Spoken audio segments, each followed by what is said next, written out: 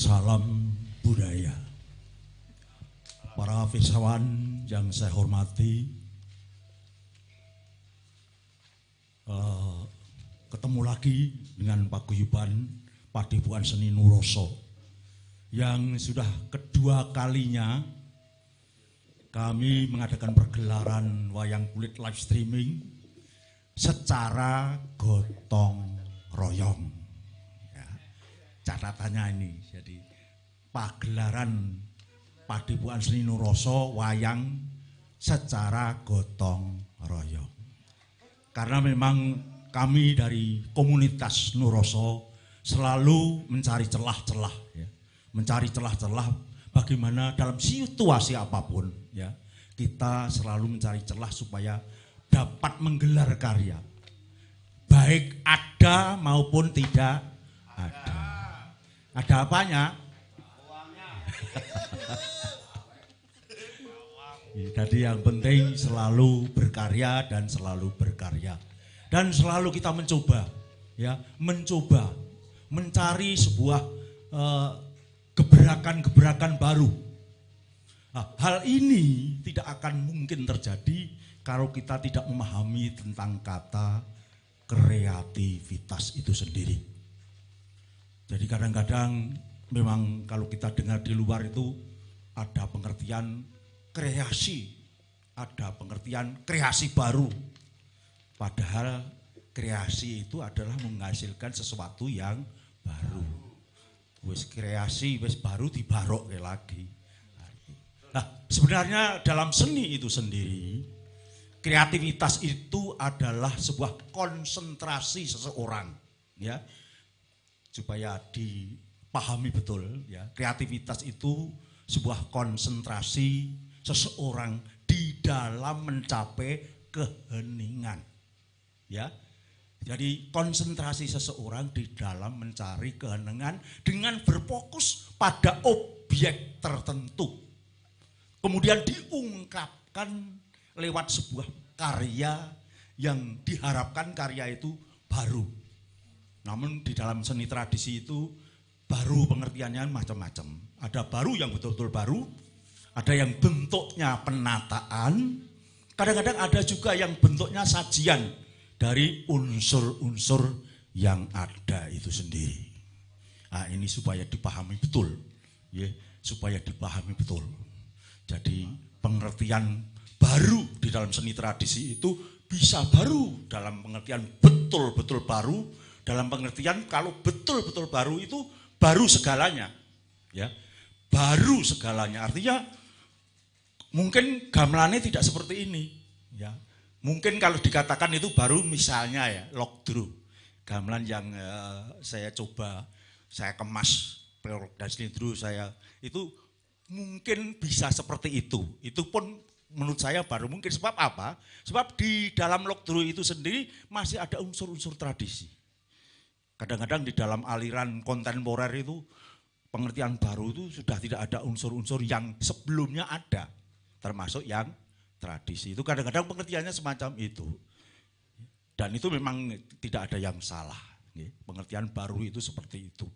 Kemudian juga bentuknya seperti penataan. Dalam pengertian kita masih menggunakan kaidah-kaidah tradisi yang ada, kemudian ditata menjadi sesuatu yang berbeda. Nah, kadang-kadang juga bisa dikatakan baru, tapi ini berbeda dari sebelumnya.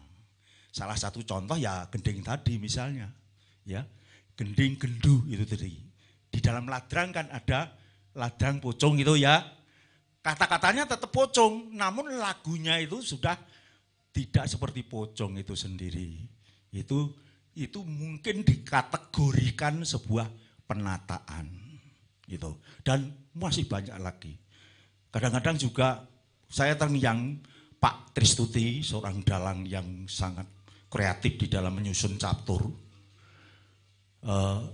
Dalang-dalang di Jawa itu sendiri sebenarnya di dalam sajiannya itu 75% masih mengambil dari yang sudah ada. Jadi sing anyar iki mung 20% itu. Itu Pak Testuti dan saya setuju dengan pendapat itu karena memang tradisi itu sendiri adalah sebuah kebiasaan-kebiasaan. Ya, kebiasaan dan kita tidak mungkin untuk bisa menghindari dari sebuah kebiasaan yang sudah mengkristal atau mendarah daging di dalam sanubari kita. Tuh. Jadi supaya ada kesepahaman tentang itu. Itu bentuk penataan dan ragam penataan itu banyak sekali. Bisa yang mengambil seluruhnya dari unsur-unsur tradisi yang ada juga boleh. Ya. Sekedar menata gending yang sudah ada juga boleh. Itu memang sudah ada unsur kreativitas di situ. Jadi unsur penataan. Kemudian yang berikutnya adalah bentuk sajian. Ya. Sajian itu walaupun menyajikan yang sudah ada, tapi di dalamnya tetap ada kreativitas. Ada tafsir paling tidak, ya. Misalnya ada tafsir putut gelut, ada tafsir dembyang-dembyung, ya. Kadang-kadang padang uliannya dalam satu gending pun tafsirnya antara penabuh yang satu dengan yang lain berbeda-beda. Jadi sama-sama menyajikan gending yang sudah ada antara kelompok ini dengan kelompok yang lain berbeda. Sangat tergantung dari motornya itu sendiri. Itu supaya dipahami betul. Dan itu juga itu tidak ada yang salah karena memang masing-masing seniman itu mempunyai potensinya sendiri-sendiri. Ada yang potensinya menghasilkan sesuatu yang berbeda dari sebelumnya, ada yang potensinya sebagai penata, ada yang potensinya sebagai penyaji. Dan itu semua tidak ada yang dhuwur, ora ana sing cendhek, ora ana sing luhur, ora ana, semua derajate padha. Baik sebagai seniman pencipta maupun seniman penata ataupun seniman penyaji, derajate padha. Ya mung kadang-kadang honore be. Lah iki jane ora salahe kene, salahe sing ngedung. Itu ya, ini anu saja guyon ya, supaya tidak begitu serius. Jadi kreativitas adalah semacam itu supaya dipahami. Lah, Pak Gendon bilang, Pak Gendon, saya selalu Pak Gendon sebab memang itu guru saya. Ya, Pak Gendon bilang bahwa untuk orang bisa menjadi kreatif itu syaratnya ada 4. Ya. Wong sing kreatif itu syaratnya ada 4. Pertama adalah peka, ya. Kedua adalah biasa atau kulino, ya. Ketiga adalah latar belakang budaya, keempat terlatih. 4 itu syarat mutlak bagi seseorang yang kepengen kreatif. Nah, peka itu artinya apa? Peka itu artinya tanggap terhadap sesuatu. Jadi ketika ada sesuatu itu kita peka, tanggap sekali. Contoh yang jelas, ada seorang yang punya penyakit lepra, minta-minta di perempatan jalan dengan keadaan yang seperti itu. Bagi orang yang peka itu sudah menyentuh dirinya, ya. Dan kalau menyentuh itu tidak sekedar tersentuh hilang gitu saja, tapi terngiang-ngiang di dalam sanubari kita. Itu peka. Jadi kepekaan itu objeknya ada 2 macam. Kepekaan di luar kita atau kepekaan di dalam kita itu sendiri. Itu kadang-kadang ada yang abstrak, ada yang non abstrak, atau kilasan insting kita sendiri. Ini unsur-unsur kepekaan di dalam mencipta sesuatu. Itu supaya. Lah, terus syaratnya supaya pekai piye? Nah, itu kadang-kadang sing angel gitu. Supaya kita bisa peka itu piye gitu. Nah, itu memang sebenarnya di dalam budaya tradisi kita sudah terlatih. Wong sing kepengin peka itu nek iso nyiksa raga memulya jiwa. Nah, itu ragane disiksa demi kemuliaan jiwa. Nek zaman dhisik gampange nek biasane kulino ngombe ora ngombe, ya toh? Biasane ora turu. Sebaliknya, biasane turu ora turu. Jadi ragane disiksa ning demi kemuliaan itu. Ora kok ora turu dienggo penyenyengan ora entuk itu. Itu nyalai inspirasi. Jadi kepekaan itu di dalam proses kreativitas itu mutlak dibutuhkan. Syaratnya yaitu tadi nyiksa raga memulya jiwa. Nanggon tradisi kita wis ana wong poso. Poso iki macam-macam, ana ngrowot, ana mutih, ya ta? Ana nyenen kemis, ana ngebleng, ya ta? Ngebleng iki ana 3 dina 3 bengi, 7 dina 7 bengi, bahkan ada sing 40 hari 40 malam. Kuwi. Wis kuwi do ngalami apa bro? Wis. Jadi itu untuk melatih kepekaan. Kepekaan itu adalah itu. Itu ya. Terus kemudian yang kedua adalah kulino atau membiasakan diri. Artinya apa? Apa yang disajikan itu sudah merupakan jiwa kita. Yang kita nabuh iki ora nutuk wilah gitu. Ning iki nutuk rasa kan gitu. Nek nyekel wayang ya sama saja. Iki wis dudu kulit sing kita pegang, tapi iki nyawa gitu. Itu. Jadi kebiasaan itu sampai mancing ngajur-ajir istilahnya gitu. Jadi orang menyajikan sesuatu itu kalau sudah bisa konsentrasi, awake dhewe pede, percaya diri, itu kadang-kadang ada sesuatu di luar dugaan. Saya kira Anda mengalami, apalagi dalang. Ya, sing biasa improvisasi, kadang-kadang apa yang kita ucapkan tadi itu tidak percaya. Kok bisa seperti itu? Ya, itu karena itu. Jadi dalam kebiasaan itu kita mampu mencari keheningan yang sesungguhnya. Itu. Jadi singkat saja ya, waktunya enggak terlalu panjang. Itu udah dijelentehke sewengi ora rampung.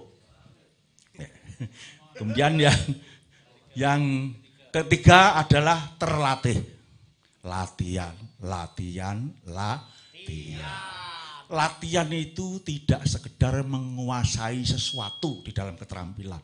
Tidak sekedar, itu supaya dipahami betul. Ya. Sebab di dalam latihan itu kadang-kadang muncul teknik-teknik baru. Itu yang perlu dipahami. Di dalam latihan itu muncul teknik-teknik baru yang akan semakin memantapkan sajian kita. Itu. Ya itu. Nah, itu sadar atau enggak itu? Jadi latihan itu tidak sekedar menguasai materi yang sudah harus dikuasai. Tidak. Kalau latihannya sungguh-sungguh, serius, itu akan menemukan teknik-teknik baru. Termasuk gaya-gaya kendangan sragen itu kumpulan dari sebuah latihan. Nggak mungkin. Orang latihan terus tiba-tiba disusun, ditulis gitu, nggak mungkin. Itu munculnya karena di dalam proses latihan itu sendiri.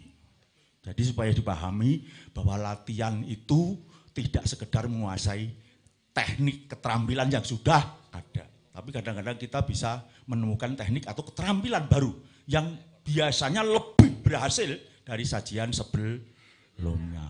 Mula latihan itu latihan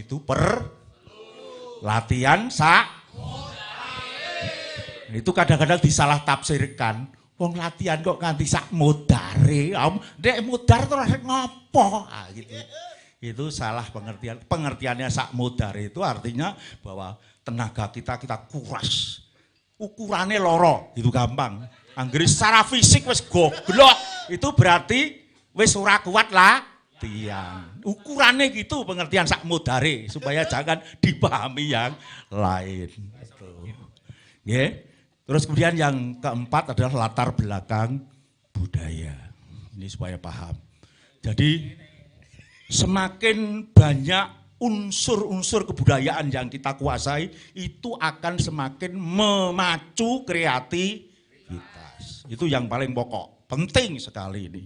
Ya. Pengertian budaya itu sendiri memang beragam. Ya. Kadang-kadang kita